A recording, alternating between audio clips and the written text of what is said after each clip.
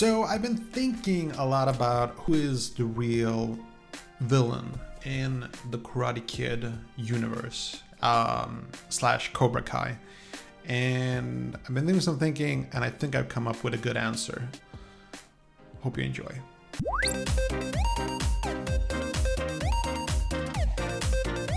What's up, boys and girls? This is Ben Jumfield. Hope you're having a smashing day, and this is your first time to the channel. Don't forget to hit that like button and subscribe so you don't miss my upcoming videos. And don't forget to hit that notification bell while you're at it so you actually get the notifications.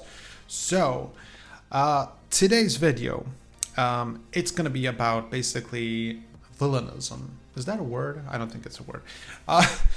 Is there actually a villain in Karate Kid slash Cobra Kai? And the obvious answer would be yes, there are several. Come on, Vinny. Come on, this is 4th grade stuff. Of course there are villains in Karate Kid. Is there though? I mean, if you really think about it, is there really? I think in Cobra Kai, you can sort of like get the sensation that the rift between Daniel and Johnny is there because of misunderstandings, just turn of events. But I think we can all sort of agree that neither Daniel or Johnny is the bad guy in that whole story. In fact, I think that the only real bad guy you get to see there is very much in the ending when we see the appearance of John Kreese. But that's also something that I've been thinking a lot about. Is he really the bad guy? Because if you look at the end event of Karate Kid 1, and also as we see in Karate Kid 3, it would seem that he really is the bad guy. You know, he tries to strangle Johnny, he plays dirty, etc. But then again, I sort of have always felt that he wasn't really a bad guy. It's more been like he's just been this this person who's been in war situation, which has made him feel that he has to defend himself no matter what, do what it takes to win, to survive. And that's, I'd say that the war changed him and turned him into who he is. And in a way, I think that John Kreese is actually, in fact, a victim and not a villain. But is my answer gonna be that maybe there are no villains in Karate Kid and Cobra Kai because life is just life? There are no real bad guys, there are no real bad people, there's just bad luck and circumstances. Sort of yes and no on that one. I don't think it's that simple, although that is, I think, the main story of Karate Kid and Cobra Kai. They sort of learn under the layers of the onion, so to speak. You can sort of see that there is a reason for everything. There is a lot of bad luck involved and such. But then there are the characters like Terry Silver. Now, unfortunately, I have a really strong feeling that Terry Silver will never be a part of the Karate Kid Cobra Kai universe again. I hope I'm wrong, but that's my strong intuition tells me that he will never come back. And in so, I feel we will never really get the depth of Terry Silver. And it's pretty much up for grabs for what is the deal with that character. But from what we could gather from watching him in Karate Kid Part 3, I'd have to say that Terry Silver is an absolute psychopath. And one could also, of course, argue that that's a kind of a disease and it's not his fault that he was born that way.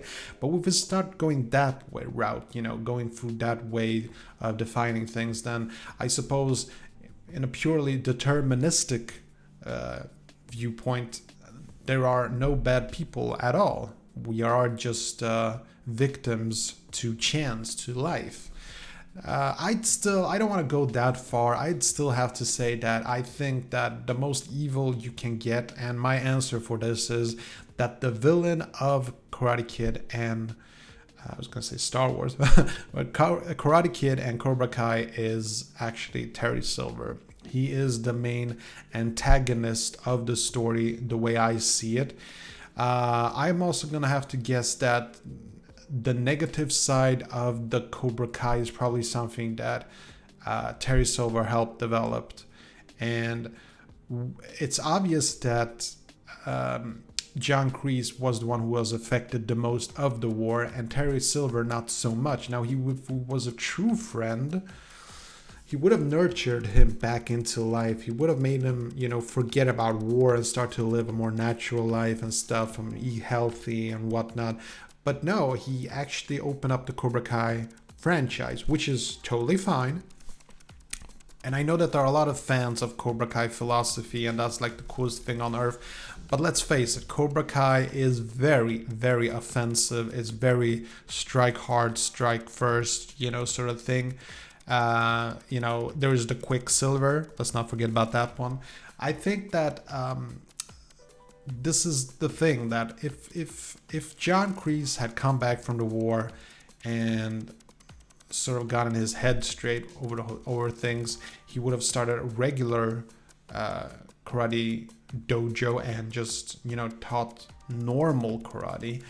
And I think that when he won the national championship, I'm gonna guess that he won that before the war, but I could be wrong on that one. If you look at the picture, he was dressed in his outfit, but I sort of always gotten the feeling that he just put the photo there and it was just framed around that photo. But the national championship was actually took place before the war, and then he went to war. He used his karate and learned to survive, and then he developed upon what he learned and turned it into the Cobra type of karate that we know today.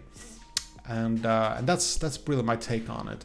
So yeah, I'm gonna go with the fact that I think that Terry Silver is the main antagonist and the main villain of the Cobra Kai Karate Kid universe. Of course, I'm actually hoping that I'm wrong on this one. I'm actually hoping that we will get to see Terry Silver return and get some kind of a backstory. Perhaps he was molested as a kid. Who knows? But something at least. That would be interesting to say the least, you know?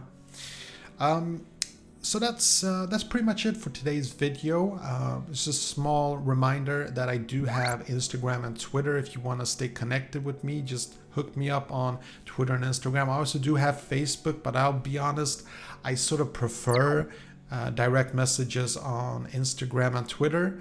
And also, if you are into podcasts, I do actually have audio versions of all of these videos as podcasts. You can find it on iTunes and on Spotify. And unfortunately, nobody has figured out what's in the Let's Get Lost box. So if you do have a guess, let me know in the comment section below. And let me know, most importantly, if you think that there is a villain, a true villain, other than the one that I mentioned in this video today. That would be really awesome. Until next time, this is Vin Genfield, signing out. Take care. Okay, that was it. Hope you enjoyed this video. And if you did, see that like button, smash it. And I got some freakishly awesome videos coming up. Better subscribe so you don't miss a beat. I'll see you later. Peace.